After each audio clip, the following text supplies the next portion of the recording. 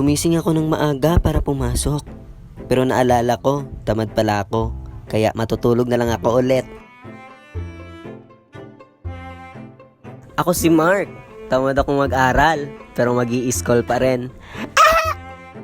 Samahan niyo ako mag-school today. Kahit tinatamad ako, pero mag-aaral pa rin tayo.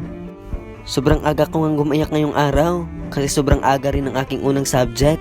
5:30 nga ng mga oras na ito. Kahit inaantok pa ako, ay kailangan nating mag-school. Kasi nga demanding tayong tao.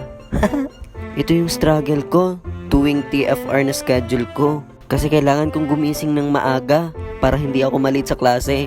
O diba, tawad akong estudyante, pero papasok pa rin ng maaga. Nag-aabang na nga ako na masasakyan ko sa mga oras na ito. Kasi 1 hour ba naman ang biyahe bago ako makarating sa school ko. Dito nga pala ako nag-aaral. O diba, nakarating ako dito ng 7:34 kaya late na ako. Kaya tumatakbo na ako sa mga oras na ito kasi for sure mapapagalitan tayo ng professor. Pagkarating ko nga ay nandito na nga yung professor, pero buti na lang hindi pa sila nagsisimula sa klase nila. At natapos na nga yung first subject.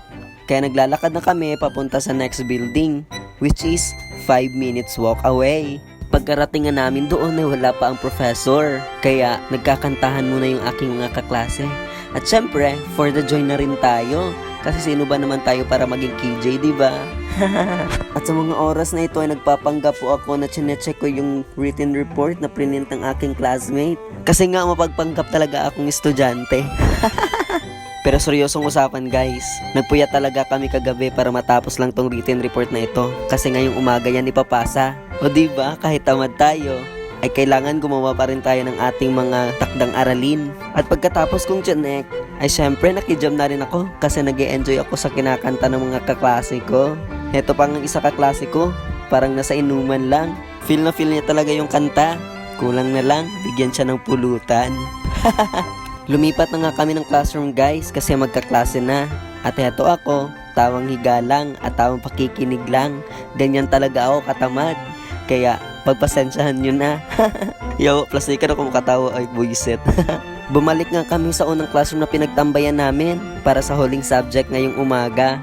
At alas 12 na nga ng tanghali at syempre uwian na.